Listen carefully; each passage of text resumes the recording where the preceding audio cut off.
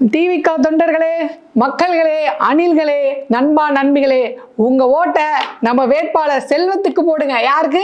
செல்வத்துக்கு போடுங்க. அண்ணே செல்வமா? செல்வம் தான். நான் ராமுன்னு. செல்வம் யார் அப்போ? அவர் பாஜக வேட்பாளர். அது எனக்கு தெரியும் ஐயா, தெரிஞ்சுதான் நான் அப்படி பேசுறேன். இது எனக்கு கொடுக்கப்பட்ட டாஸ்க். பாஜகல இருந்து நிறைய பேரை விலைக்கு வாங்கி போட்டோமா, அதனால திடீர்னு கன்ஃபியூஸ் ஆயிடுச்சு. செல்வம் விட்டு போயிட்டாரா? அப்ப ராமு தானா நீங்க? நம்ம சின்னத்து பேரு விசில். அதுதான் விசில் சின்னத்துல இருந்து செல்வத்துக்கு நான் தான் கேன்வாஸ் பண்றேன். ஆனா ஒருத்தனா தடுத்து தான் பாத்தியா, நானே வருங்காலத்துல பாஜக கூட கூட்டணி வச்சா அது நமக்கு நல்லது அப்படின்னு சொல்ல அதையும் நம்புவாங்க. அப்ப இப்ப நம்ம பாஜகவோட கூட்டணி இல்லையா? அது அண்டர் கிரவுண்ட் டீலிங், இது மேல கிரவுண்ட் டீலிங். சரி, ஏதோ எனக்கு ஒரு டாஸ்க் கொடுத்தாங்க, அதையும் நான் சிறப்பா செஞ்சுட்டேன்.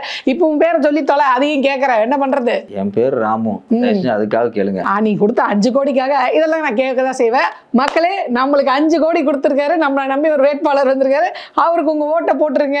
5 கோடி ராமு? ஆமா, 5 கோடி ராமுக்கு உங்களுடைய ஓட்டை கேளுங்க. 5 கோடி ராமு இல்ல, ஒரு ராமு தான். 5 கோடி கொடுத்த ராமு. சரி, 5 கோடி கொடுத்த ராமுக்கு உங்களோட ஓட்டை போட்டுருங்க.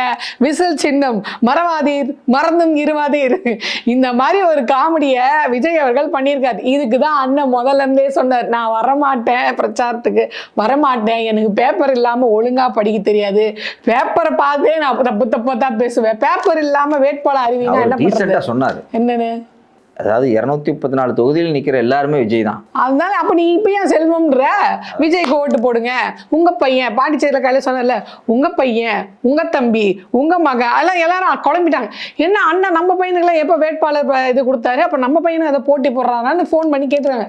என்னடா நீ ஏதாவது தாவேக்கலால போட்டி போடுறியா? இல்லம்மா, அவர் விஜய், ஒவ்வொரு வீட்லயும் விஜய் இருக்காருல்ல, நானும் விஜய் நீயும் விஜய், அதை அப்படி சொல்றாரு. எந்த வயசு விஜய்னு சொல்லவே இல்லையா? 52 வயசு விஜய், 62 வயசு விஜய், 12 வயசு விஜய், 1 வயசு விஜய், எல்லாமே விஜய் தானே. அதனால வேட்புமனுல அங்க திருச்சியில கேட்டா ஒரு வேட்புமனுல ஒரு டேட் சொல்றீங்க, சென்னையில கேட்டா வேற ஒரு டேட் சொல்றீங்க. அதுதான் நாங்க, அதாவது மோடி மட்டும் தான் அப்படி பேசுறாரு. நாங்க மோடியோட பிடி. மோடி என்ன சொன்னாரு? நான் தெய்வ குழந்தை அப்படின்னு சொன்னார்ல, நான் இயற்கையாவே மாத்தி அமைக்கிற குழந்தை. அதாவது வயசாத வருஷம் ஏற ஏற எல்லாருக்கும் வயசு ஏறும். நாங்க இந்த படையப்பா படத்தை பார்த்துருப்பாரு, ஏன்னா அதுல ரம்யா கிருஷ்ணன் சொல்லியிருப்பாங்கல்ல, அதாவது வயசு ஆனாலும் உன்னோட இளமைய ஸ்டைலும் இன்னும் மாறவே இல்லை அப்படின்னு யாரோ மண்டையை கழுவிருக்காங்க. விஜய் மண்டையை இல்லை கேரவன்ல வரும்போது பார்த்துருப்பாரோன்னு தெரியல, அதே இதுல எழுதியிருக்காங்க. இப்போ நான் ஒரு ஆளு கேட்டேன், என்னையா உங்க ஆள் இந்த மாதிரி 52ல இருந்து இந்த மாதிரி மாத்தி எழுதியிருக்காரு, எங்க அண்ணனுக்கு பிறந்த நாள் வந்திருக்கும், அதெல்லாம் மாத்தி இருப்பாரு அப்படின்னா. அதான் நான் கேட்டேன், வயசு அப்ப கூட ஏறி தானே இருக்கணும், இல்ல இறங்கி இருக்கு அப்படின்னோடனே அவங்களே என்ன முட்டு கொடுக்குறது தெரியாம அமைதிட்டாங்க. இந்த கவுண்டர் பண்ணி சொல்லுவார் தெரியுமா, ஏண்டா ஊருக்குள்ள நீங்க மட்டும் தான் பிறந்தீங்களாடா, நாங்கெல்லாம் வெளில பிறந்தோமா, அப்படியே பிறந்த நாள் கொண்டாடும் 30 தாண்டி போறீங்களாண்டா, போக மாட்டேங்கிறீங்க, அது எதுக்குடா நீங்களே போஸ்ட் அடிச்சு ஓட்டிக்கிறீங்க. அதே மாதிரிதான் விஜய் பழைய ஞாபகத்தில் இருக்காரு, அவரோட வயசை ஏற்றி காமிச்சா அவருக்கு பிரச்சனை ஆயிடும் அப்படிங்கிறதுனால வயசை குறைச்சி காமிக்கணும்னு நினைக்கிறாரு. உண்மையிலேயே இந்த பிரச்சாரத்தை பார்த்தீங்கன்னா இன்னைக்கு பாண்டிச்சேரி போனப்ப ஒருத்தன் அப்படி குதிக்கிறான் கார் மேல. தாவரம் இல்ல, எனக்கு என்னன்னா, தமிழ்நாட்டுல நீங்க ஒவ்வொரு பிரச்சாரம் பண்ணும்போது உங்க கார் பக்கத்துல யாரும் வர முடியாது. நீங்க நின்று பிரச்சாரம் பண்ணா அதுல இருந்து ஒரு பேரிகேட் போட்டு அதுக்கான லிமிட்டை மெயின்டைன் பண்ணி கொடுக்குறாங்க. இவ்வளோ பண்ணாலும் தமிழ்நாடு போலீஸ் பாதுகாப்பு பத்தல. நான் நேரம் அமித்ஷாஜி கிட்ட தான் மெயின்டைன் பண்ணுவேன், துணை ராணுவம் வரணும்ல பில்டப் கொடுக்குறேன். பாண்டிச்சேரியில உன் தொண்டர்களை லத்தியிலே விட்டு அடிச்சிருக்கான், நாய் அடிக்கிற மாதிரி அடிச்சிருக்கான். நீ கம்முனு இது வரைக்கும் ஒரு வார்த்தை பாண்டிச்சேரி காவல்துறை எப்படி எங்களுடைய தொண்டர்களை அடிக்கலாம் அப்படி, ஏன்னா அவன் கழி ஊத்துவான்.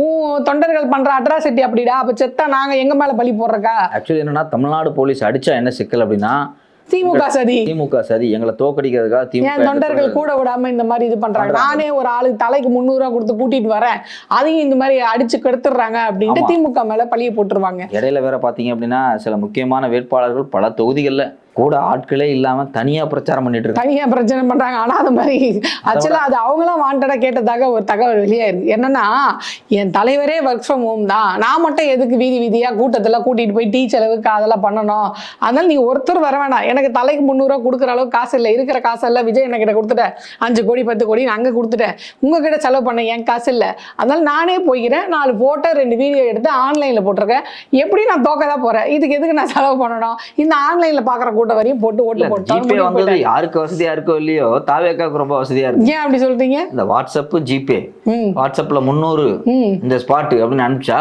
உடனே ஜிபேவும் கிரெடிட் பணம் வந்துருதா, உடனே கிளம்பி வந்துடுறாங்க. அதாவது வந்து டெக்னாலஜி வளர்ந்ததுல மிகப்பெரிய பலனாளி. அரசியல் பிரச்சாரம்னா டெக்னாலஜி, ஆன்லைன், வாட்ஸ்அப், யூடியூப்னு, இன்ஸ்டாகிராம்னு அங்கே போகிறது, தேர்தலுக்கு செலவு ஜிபே, இந்த மாதிரி ஆளுக்கு 300 ரூபா போடுறது, எந்த ஸ்பாட்டுக்கு வரணும் என்ன ஏது அப்படின்றது வாட்ஸ்அப். தாவேக்காவினுடைய பல கேண்டிடேட்டு வாட்ஸ்அப் குழுக்கள்ல இந்த 300 ரூபா பேரம் பேசுறது இருக்கு இல்லையா, இந்த ஸ்பாட்டுக்கு வந்துரு 300 ரூபா உடனே கிரெடிட் ஆயிரும், ஸ்கிரீன்ஷாட் அனுப்பிச்சிரு, இது எல்லா டிஸ்கஷனும் எல்லாமே வெளியே வந்திருக்கு. வாட்ஸ்அப்ல சேட் பண்ண விஷயங்கள் எல்லாமே நிறைய வெளியே வந்திருக்கு. இவங்களாலே எவ்வளோ ஒருத்த வெளியே லீக் பண்ணிட்டு இருக்காங்க தெரியுது. கேட்டவங்க என்ன சொல்லுவாங்கன்னா, நாங்க வந்தா ஆட்சியே மாத்திடுவோம், வந்தா ஊழல் இல்லாத ஆட்சி கொடுப்போம், நாங்க வந்து அதை மாத்துவோம், நாங்க வந்து இதை மாத்துவோம் அப்படின்னு. முதல்ல நீங்க வந்து நல்லா இருக்க தமிழ்நாட்டை நாசமா மாத்துவீங்க, அது மட்டும் தெரியுது. நீ என்ன கேட்குற, நீ வந்து ஆரம்பத்துல இருந்தே விஜய் அப்படிங்கிற கூடிய ஒரு நபர், அவர் படத்தில் நடிச்சதுல இருந்து, அவர் வந்து அந்த பிளாக் டிக்கெட் பிரச்சனைல இருந்து, அது மட்டும் இல்லாமல் அவர் வந்து வரிகட்டாமல் விட்டதுலேருந்து இன்னைக்கு தேர்தல் பிரச்சாரத்தில் 300 ரூபா கொடுத்து கூட்டம் கூட்டுறது வரைக்கும் எந்த ஒரு இடத்துலையாவது லஞ்சம் வாங்காமல் விஜய் வந்து ஏதாவது செஞ்சிருக்காரா? ஐயோ, அதான் கட்சிக்காரனே கழுவி ஊத்துறானே. அமைப்பாளர், இணை அமைப்பாளர், செயலாளர், மாவட்டம், வட்டம், நிர்வாகி எல்லாத்துக்கிட்டையும் காசு வாங்குறாங்க. வாங்குறதோட புசியானது வரையும் கமிஷனுக்கு பங்கு போகுது. ஆனால் இவனுங்க வந்து வெளியே வந்து ரொம்ப நல்லவனுக்கு மாதிரி வேஷம் போடுறானுங்க அப்படி சொல்லியிருக்காங்க. இப்போ அதை விட புதுச்சேரியில் இவர் ஒன்று சொல்லியிருக்காரு. எனக்கு தெரிஞ்சு இத்தனை வருஷம் கட்சி ஆரம்பிச்சதுல முதல் தடவை பாஜக கூட்டணி என்ஆர் காங்கிரஸ் அப்படின்னு வாய் திறந்து போட்டு பேசியிருக்காரு. இதில் வந்து ஸ்கூல் போல மாதிரி கம்ப்ளைண்ட் வேறு. சரி, நான் தான் தெரியாம சொன்னதா இருக்கட்டும், போன வாட்டி ரேஷன் கார்டு சரியில்லை, நான் ரேஷன் கடை இல்லை, நான் தப்பாவே சொன்னதாகவே இருக்கட்டுமா, இருக்கட்டும் இல்லை, அதான் நீ தப்பா தான் சொல்லிட்டேன். ஸோ அதில் வந்து என்ன சொல்றேன்னா, நான் சொன்னது தப்பு தான், ஆனால் ஆனந்த விகடனில் ஒரு ஆர்டிக்கல் ரிலீஸ் ஆயிருக்கு, அதில் வந்து இத்தனை வருஷத்துக்கு முன்னாடி அத்தனை வருஷத்துக்கு முன்னாடி இதெல்லாம் இல்லை அதெல்லாம் இல்லை அப்படின்ற கம்ப்ளைண்ட் அடிக்கிட்டு அவர் என்ன சொல்றாருன்னா, மாநில அந்தஸ்தை நான் வந்த உடனே வாங்கி தர முயற்சி செய்வேன். மாநில அந்தஸ்து கொடுக்க வேண்டியது யார் கையில இருக்கு? மத்திய அரசு கையில இருக்கு. நீங்க என்ன வர போறீங்க? இந்த புதுச்சேரிக்கோ முதல்வரா நீங்க எப்படி வர முடியும்? இப்போ தமிழ்நாட்டில் ஜெயிச்சுட்டு பாண்டிச்சேரியில ஜெயிச்சுட்டா எந்த மாநிலத்தோட முதல்வர் நீங்க? இந்த யூனியன் டெரிட்டரியோட முதல்வரா இல்ல அந்த ஸ்டேட் கவர்மெண்டோடைய முதல்வரா? முதல்ல இவருக்கு தெரியுமா ஒரு மாநில அந்தஸ்துனா எப்படி வாங்குவாங்க, அதுக்கு என்னென்ன ப்ராசஸ் இருக்கு? லெட்டர் எழுதுவார், நீங்கள் தயவு செய்து பாண்டிச்சேரிக்கு பரவாயில்லையாமா, இவரே சட்டம் போடுவார், நான் இதை வந்து மாநிலமாக அறிவிக்கிறேன். எப்படி சீமான் சொல்றாருல்ல, நான் வந்தா வந்து நான் வந்துட்டேன்னா அப்படியே வந்து இதை வந்து ஹிட்லரா தனக்கு தானே சட்டம் ஏற்றி தனக்கு தானே ஒரு கூட்டத்தை உருவாக்குறதுக்கு அதெல்லாம் முடியாது. அதனால முடியாதுன்றதுனால தான் இவர்கள் என்ன ஒரு மனநிலைக்கு வந்தால் எப்படி நம்ம ஜெயிக்க போறது இல்லை, குறைஞ்சபட்சம் ஓட்டையாவது செதற விடுவோம் அப்படின்றதுனால இந்த மாதிரி அள்ளி விடுறது. 25 லட்சத்துக்கு நான் வந்து உங்களுக்கு இன்சூரன்ஸ் போடுறேன், அதுவும் இங்கேருந்து காப்பி தான். இங்கேருந்து எப்படி கலைஞர் காப்பீடு திட்டம் இருக்கு பார்த்தீங்களா, கவர்மெண்ட் ஆல்ரெடி தமிழ்நாட்டில் போட்டுருக்கு பார்த்தீங்களா, அதே திட்டத்தை காப்பி அடிச்சு கொண்டு போய் அங்கே சொல்லியிருக்காங்க. இப்போ இதை விட அதிர்ச்சிகரமான விஷயம் என்ன அப்படின்னு பார்த்தீங்கன்னா, பொன்ராஜ் இருக்காரு பாத்தீங்களா, அவரு ஒரு குண்டு தூக்கி போட்டிருக்காரு. நீங்க என்னங்க பாட்டில் அடிச்சதுக்கு போய் பேசுறீங்க திமுக சதின்னு? ஒரு கட்டத்துல இவனுக்கு வெடிகுண்டே போடுவானுங்க, கூட்டத்தை கூட்டி 41 பேர் கொண்டாதுக்கு திமுக மேல சதிந்தானுங்களே. தேர்தல் நெருங்குற கடைசி நேரத்தில் இவனுங்களே ஒரு பெரிய கூட்டத்தை கூட்டி அதில் வெடிகுண்டை போட்டு அதில் என்ன சொல்லுவானுங்கன்னா, பாருங்க திமுக சதி எங்கள் தொண்டர்கள் மேலே அடிச்சுட்டாங்க, பாட்டில் இவங்க ஆளே அடிச்சு திமுக சதின்னு சொன்ன மாதிரி வெடிகுண்டை போட்டு இதுவும் திமுக சதின்னு சொல்லுவாங்க. கொலகார பையனுங்க உஷாரா இருங்க அப்படின்னு இருந்தாங்க. ஆதவர்ஜுனாவுக்கு என்ன அஜெண்டா அப்படின்னா, விஜய் ஜெயிக்கிறாரோ இல்லையோ எப்படியாவது நம்ம ஜெயிச்சிடணும், அதனால இதுக்குள்ள எல்லா குட்டி கலாட்டாவையும் பண்ணி அழுது நாடகம் போட்டு அம்மா சென்டிமெண்ட் பேசி மேல பாட்டில் அடிச்சு விட்டு எதையாவது. ஏன்னா ஆதவர்ஜுனாவுக்கு எல்லா விதமான திருட்டுத்தனமும் தெரியும். இந்த பொழப்புக்கு பிச்சை எடுக்கலாம். நான் கேக்குறேன், அவங்களுடைய மச்சானே வெளிப்படையா சொல்லியிருக்காரு, ஆமா குடும்பத்தை நாசம் பண்றக்கூடிய ஆளு அப்படின்னு. அதாவது ஒரு கல்யாணம் ஆகி மார்ட்டின் குடும்பத்துக்குள்ள போறாரு, அங்க இருக்கக்கூடிய குடும்பத்துக்குள்ள இருக்கிற எல்லா பிரச்சனையும் உருவாக்கி சொத்த ஆட்டையை போட்டு இவரை பத்தி அவங்கள்ட்ட போய் தப்பா சொல்லி அவங்கள பத்தி இவங்க இதே வேலையை அவர் திமுக கட்சியில பண்ணாரு, திமுக கட்சியிலையும் பண்ணாரு, திமுக இருக்கிற குடும்பங்களுக்குள்ளேயும் பண்ணாரு. அதனாலதான் ஒரு பெரிய பிரச்சனையே வந்துச்சு. இவரை அடிச்சு துரத்துனாங்க, நீ இனிமேல் இங்க இந்த பக்கமே வரக்கூடாதுன்னு துரத்துனாங்க. நீங்க எந்த குடும்ப பிரச்சனை சொல்றீங்க? அதாவது சபரீசனை உள்ள இழுக்கிறீங்களா? இப்ப அந்த சபரீசனை பார்த்தே ஒரு ஜர்க்கா இருக்காரு. விஷயம் என்னன்னா, வெள்ளிவாக்க தொகுதியில கேண்டிடேட் இருக்காரு இல்லையா, அவருக்கு பிரச்சாரம் பண்றதுக்காகவோ இல்ல ஏதோ களத்துல நேரடியாவே சபரீசன் அவர்கள் வந்திருக்காரு. சபரீசன் அவர்கள் வந்த உடனே இவரை போய் பிரஸ் வந்து கேட்டிருக்காங்க, அண்ணா இந்த மாதிரி சபரீசன் வந்திருக்காரு நேரடியா களத்துக்கு, நீங்க இதை பத்தி நினைங்கன்னா ஒரு நிமிஷம் ஜர்க் ஆயிட்டாரு. சபரீசனா இறங்கி அடிப்பாரு, நல்ல செலவு பண்ணுவாரு, நம்ம என்ன பண்ணோம் ஜர்க் ஆயிட்டு, அது யார் வேணாலும் வரலாம் யார் வேணாலும் போகலாம், ஜனநாயக நாடு, நான் உறுதியாக சொல்கிறேன் 15 இது இருக்குன்னு வச்சுக்கோங்களேன், சென்னை சொன்னேன்ல, அதுல திமுக 13 ஜெயிக்கும் அப்படின்னு இவர் திமுக கேன்வாஸ் பண்ணியிருக்காரு. அண்ணன் பாஜக பண்றாரு, இவர் 2ஆம் கட்ட தலைவர் வந்து திமுக கேன்வாஸ் பண்றாரு. இது விளங்கிடும் இந்த கட்சி. அதாவது இவங்க சொல்லிட்டு இருந்தாங்க ஆரம்பத்துல, முதல்வரை எழுப்பி நீங்க கேட்டா கூட கனவுல விசில் சின்னம் தான் சொல்லுவார் நம்ம சின்னன்னு. ஆனா இவங்க எல்லாம் வளர்றத பார்த்தா இவங்களை வந்து உதயசூரியன் சின்னம் எந்த அளவுக்கு ஆட்டி படைக்குது அப்படின்றது தெரியும். இந்த பயத்தின் வெளிப்பாடு தான் உண்மை. அடி மனசுல இருக்கிறது வெளியே வந்துச்சு. திமுக 10-15னா 13 ஜெயிக்கும் அப்படின்னு அவரே உண்மையை உளறிட்டார். இல்ல, அது பிரச்சாரத்துக்கு விஜய் வரும்போது ஒட்டுமொத்தமாக தமிழ்நாடே வந்து அவர் பின்னாடி தான் இருக்கும். அவர் வெளியே வந்தாருன்னா கிரௌடு பயங்கரமா இருக்கும். இப்படியெல்லாம் பயங்கர பில்டப் விட்டாங்க. அவர் வரக்கூடிய கிரௌட லாங் ஷாட்ல இருந்து நம்மளும் பார்த்துட்டு தான் இருக்கோம். காலி வண்டி ஓடிட்டு இருக்கு, மாதிரி காலி வண்டி ஓடிட்டு இருக்கு. அதை காமிச்ச அடுத்த ஷாட்டே பாருங்க, க்ளோஸ் அப் ஷாட் வச்சிடறாங்க. அது ரெண்டாவது, தமிழ்நாட்டில் இருக்க மக்கள் தான் பைத்தியம் மாதிரி ஓடிட்டு இருக்காங்க. எனக்கு தெரிஞ்சு புதுச்சேரியில அந்த அளவுக்கு யாரும் போடல. அது ஒருத்தர் அண்ணா என்னங்க தர்பி சாப்பிடுங்கன்னு தூக்கி ஒரு பழத்தை முழுசா விஜய் மேலே தூக்கி அடிச்சிருக்காரு. நல்ல வேலை அது விஜய் மேல படாம அவங்க உள்ள அந்த சந்தில போயிருச்சு. இல்லைன்னு வச்சுக்கோங்க, இதுக்கும் திமுக சதி அப்படின்னு இருப்பாங்க. வரவன் பண்றதுக்கு இல்லாமடா திமுக சதி. ஒன்னே ஒண்ணுதான், இந்த பையன் பிறந்தது திமுக சதி, சஞ்சய் பிறந்தது திமுக சதின்னு சொல்லல. அது மட்டும் தான் அவர் இன்னும் சொல்லல. மத்தபடி எல்லாமே பொண்டாட்டி விவாகரத்து திமுக சதி, அப்பா அம்மா சதி, எல்லாமே சதிதான். என் சஞ்சயும் இந்த பொண்ணும் பிறந்தது மட்டும் தான் திமுக சதின்னு அவர் சொல்லாம இருக்கிறாரு. அதாவது அவர் வந்து இந்த தேர்தல் பாண்டிச்சேரி பிரச்சாரம் அப்படிங்கிறது வந்து அவருக்கு வந்து ஒரு பெரிய சிக்கல் ஒன்று இருக்கு. அவர் பாஜகவோட சில டீலிங் போட்டிருக்காரு. பாஜகவோட டீலிங்ல இருக்கும்போது ரொம்ப அதிகமா பாண்டிச்சேரியில பிரச்சாரம் பண்ண முடியாது. பாண்டிச்சேரியில் அதிகமா பிரச்சாரம் பண்ணான்னு வச்சுங்களேன், அது வந்து அமித்ஷா கூப்பிட்டு பிரச்சாரம் பண்ணா அவங்க பிரச்சனை பண்றாங்க. பிரச்சாரம் பண்ணி ஃபார் எக்ஸாம்பிள் பாஜக ஏதாவது பேசுறாருன்னு வச்சுங்களேன், அடுத்த நாளே கால் வரும், நீங்க டெல்லிக்கு வாங்க, ஒரு விசாரணை பெண்டிங்ல இருக்கு சார், இன்னொரு 10 கேள்வி கேட்க வேண்டியது இருக்கு வாங்க. ஏன்னா ஏற்கனவே கிட்டத்தட்ட பாத்தீங்க அப்படின்னா ஒரு 20-30 கேள்விகளை வந்து விஜய் கையில கொடுத்து எழுத சொல்லிட்டாங்க டெல்லியில. இதே கேள்வி வந்து புஷி ஆனந்த் கைட்டையும் கொடுத்துருக்காங்க. அதை ஒரு நிர்மலா புஷி ஆனந்த் தூங்கிட்டாராம் சாப்பிட்டு திருப்பி ஆபீஸ்லயே. யோ எழுத சொன்ன எதையா தூக்கிட்டு இருக்க அப்படின்னு சொல்லி, எழுத தெரிந்தால் எழுத மாட்டேனா, நானே எழுத தெரிஞ்சா எழுத மாட்டேனா, அண்ணன் என்ன ஆன்சர் எழுதுவாரோ நான் என்ன ஆன்சர் எழுதணும், நாங்களே மாட்டிப்போமே. அதாவது சீட்டை கொடுத்து அதுல என்ன இருக்குன்னு கூட பாக்கல புஷி ஆனந்த். இது நயுமாலும் அப்படின்னு இருக்காரு, இது ஹிந்தியே கிடையாது, இங்கிலீஷ் எழுதி ஆகணும். ஓ இங்கிலீஷ் தமிழ்ல கொடுங்க, I don't know English. அவர் அப்படி சொல்ல, இங்கிலீஷ் நயுமாலும் இருக்காரு, தமிழ்ல அப்படியா சொல்லி தமிழ்ல எழுத சொல்லியிருக்காங்க. பிரச்சனை அப்படின்னா தமிழ் அவர் எப்படி எழுதிருப்பாரு கொஞ்சம் சொல்லுங்களேன். வேதனையான விஷயம். இட்டுன்னு வந்தேன் இட்டுன்னு போனேன், அதனால அண்ணன் இப்படி ஆகி போச்சு, தெரியாதனமா நந்து போச்சு, கொஞ்சம் மன்னிச்சு விட்டுருங்கோ. அத இப்ப சமீபமா ஒண்ணு பேசியிருக்காரு, பெரும்பான்மை அப்படின்றதுக்கு பெரும்பான்மை பெருந்தான்மை, ஏன்டா அதான் வரல விட்டுற வேண்டியதானே, ஏன் தமிழ் இப்படி கொலை பண்ற, 41 பேரையும் கொலை பண்றீங்க, தமிழையும் கொலை பண்றீங்க. இதுல முக்கியமான விஷயம் என்னன்னா, அதாவது பாஜகவுக்கு அதிகமான அழுத்தம் கொடுக்குற அளவுக்கான பிரச்சாரத்தை பண்ணா பாஜக சிபிஐ கூப்பிடும். பாஜக என்ன சொல்லியிருக்கு அப்படின்னா, உங்களுக்கு டீலிங் வந்து பாண்டிச்சேரியில கிடையாது, உங்களோட ஒர்க்கு மொத்தத்துக்கு தமிழ்நாடு தான். தமிழ்நாட்டில் நீங்க பிரச்சாரம் பண்ணுங்க, திமுகவுக்கு போற ஓட்டை நீங்க வந்து குறிப்பா சிறுபான்மை ஓட்டை நீங்க டிவைட் பண்ணுங்க, அதுதான் உங்களுடைய அஜெண்டா. மினிமம் ஒரு 6லேருந்து ஒரு 8% வரைக்கும் நீங்க டிவைட் பண்ணணும் அப்படிங்கிறதா அவருக்கு கொடுத்துருக்கூடிய அஜெண்டா. பிரச்சனை என்ன அப்படின்னா, அந்த 6லேருந்து 8% கூட போகாது. ஏன்னா யாரும் விஜய் நம்பல, சிறுபான்மையின மக்கள் குறிப்பா நம்பவே இல்லை. அதனால தேர்தல் பிரச்சாரம் அப்படிங்கிறது விஜய் வந்து நான் ஒரு பெரிய பலத்தை காமிப்பேன். அதாவது தாவேகா கட்சிக்காரங்களா இருக்கட்டும், தாவேகால இருக்க ஐடிவில இருக்கவங்களா இருக்கட்டும், வார் ரூம் இருக்கும், எல்லாருமே அது என்ன சொன்னாங்க அப்படின்னா, விஜய் வந்து களத்துக்கு வந்துட்டாரு அப்படின்னா களம் வந்து அப்படியே தெரிச்சு போயிடும் அப்படின்லாம் சொன்னாங்க. இங்க என்ன நடக்குது அப்படின்னா, ஒரு 40-50 பேர் ஹெல்மெட் போறது கிடையாது, பைக்ல ஒன் வேல போறது, கார் மேல குதிக்கிறது, ராங் ரூட், ஆப்போசிட்ல வர ரூட்ல போறது, அடிச்சு புடிச்சிட்டு. இது வந்து ஒரு தியேட்டர்ல வந்து படம் ரிலீஸ் அன்னைக்கு வராங்க பாத்தீங்க, சேர போட்டு ஓடிக்கிற மாதிரி ஒரு 300-400 பேர் வராங்க பாத்தியா, வந்து அந்த இடத்தையே அலப்பறை பண்ணிட்டு கிளம்பி போயிடுறாங்க பாத்தியா. அதே போல விஜய் பிரச்சாரத்துக்கு வர்றாரு அப்படின்னா அந்த இடத்த ரகலை பண்றதுக்குன்னே ஒரு கூட்டம் வருது. அதெல்லாம் இவங்களோட ஆட்கள் தான். ஏன்னா விஜய் வந்து பதட்டத்தோடய வர்றாரு. அவர் வெளியே வந்தாருன்னா யாருமே கட்டுப்படுத்த முடியாது.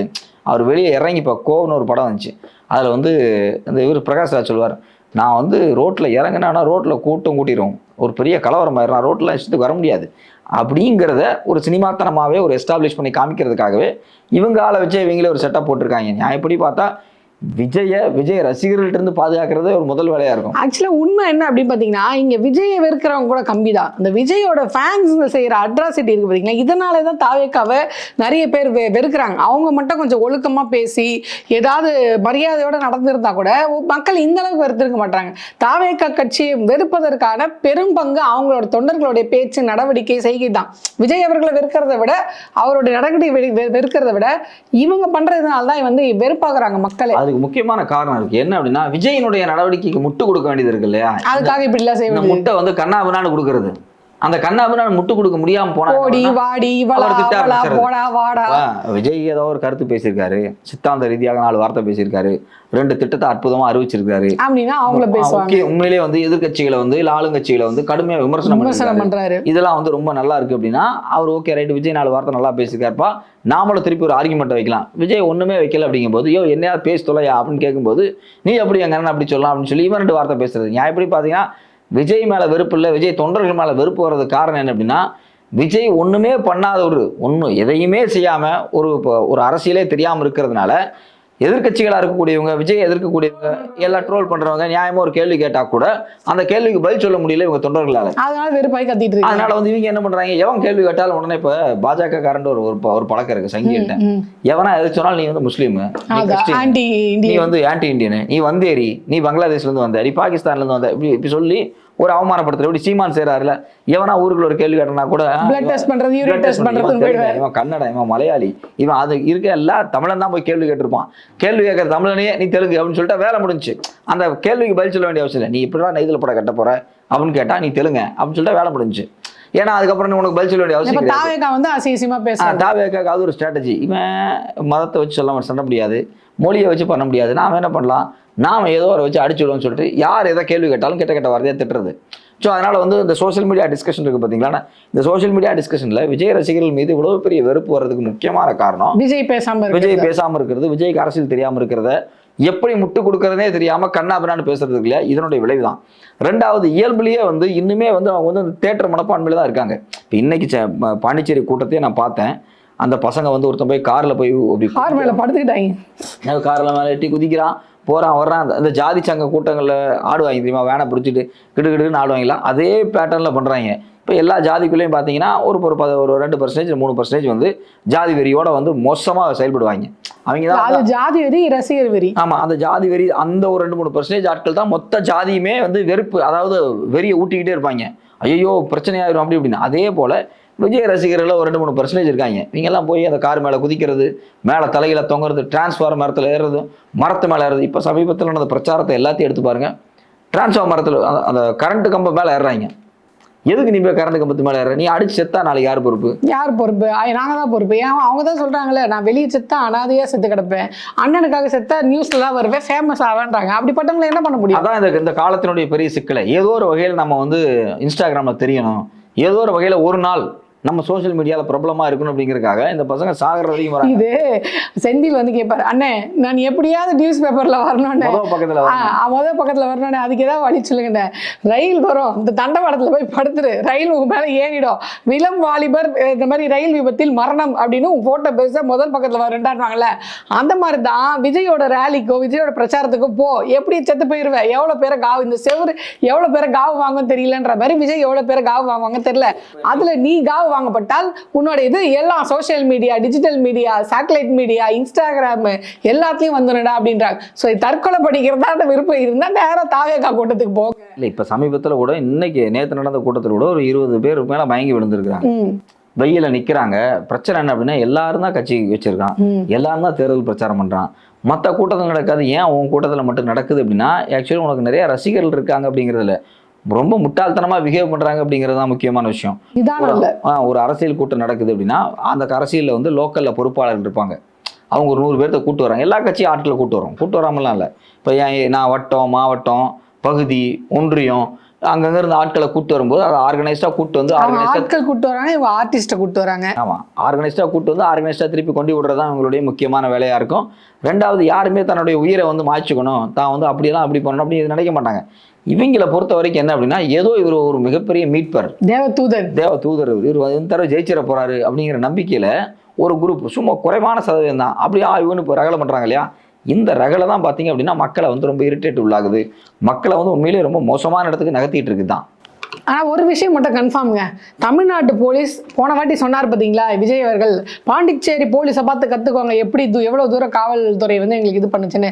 நானே இந்த வாட்டி சொல்கிறது, தயவுசெய்து தமிழ்நாடு போலீஸு பாண்டிச்சேரி போலீஸை பார்த்து கற்றுக்கோங்க. அடி பின்னி எடுத்துருக்காங்க. இனிமேல் இங்கே போலீஸ் பாதுகாப்பு பத்தலை, சரியான இது பண்ணலைன்னா அவங்கள மாதிரியே நீங்களும் பாதுகாப்பு கொடுத்தீங்கன்னா இங்கே இருக்கிற இந்த பின்னாடி ஓடுறது, பைக் ஓட்டிட்டு போய் கீழே விழுகிறது, வண்டி மேலே ஏறுறது, டிரான்ஸ்ஃபார்மர் மேலே ஏறுறது, உயிரை மாற்றிக்கிறது மாதிரி இருக்காங்க பார்த்தீங்களா, இந்த மாதிரி பைத்தியங்கள்லாம் தெளியும். இது தாவேக்கா கூட்டம் ஒழுக்கமா வந்து நடக்கிறது விஜய் அவர்கள் கையில இல்ல. அதனால இந்த ஒரு மாசத்துக்குள்ள எத்தனை பேர் நம்ம உயிர் இழக்கிறது? அது முக்கியமான விஷயம். ரிசல்ட் வந்ததுக்கு அப்புறம் இன்னும் மோசமா இருக்கும். அது எத்தனை பேர் தற்கொலை பண்ணி சாவ போறாங்கன்னு தெரியல, மனநல பாதிக்கப்பட போறாங்கன்னு தெரியல. சோ ஆமா எல்லாம் தாவேக்கா தோத்ததே திமுக சதி அப்படின்றாங்க. ஸோ அதனால திமுக பேர் எழுதி வச்சுட்டு செத்தாலும் அதுல வந்து நம்ம ஆச்சரியப்படுறதுக்கு ஒன்றும் இல்லை. அந்த மாதிரியான பைத்தியக்காரத்தனெல்லாம் மே 4ஆம் தேதிக்கு மேல நடக்கும். ஸோ இப்போ இந்த மே 4ஆம் தேதிக்குள்ள இந்த பிரச்சாரம் முடியறதுக்குள்ள 23 நினைக்கிறேன் எவ்வளவு பேர் சாக போறது இல்லை. அதனால தமிழ்நாடு போலீஸ் வந்து பாண்டிச்சேரி போலீஸ் மாதிரி கண்ட்ரோலா பாத்தீங்களா, பாண்டிச்சேரி அந்த கண்ட்ரோலா நடத்துனா இங்க பல உயிரிழப்புகளை தவிர்க்கலாம் அப்படின்றது நம்மளோட கருத்தா இருக்கு. பார்ப்போம் இனி வர காலங்கள்ல பாண்டிச்சேரி போலீஸ் மாதிரியே தமிழ்நாடு போலீஸும் வந்து பாதுகாப்பு கொடுக்குதா, அப்பயாவது இவங்க ஒத்துக்கிறாங்களான்னு பார்ப்போம்.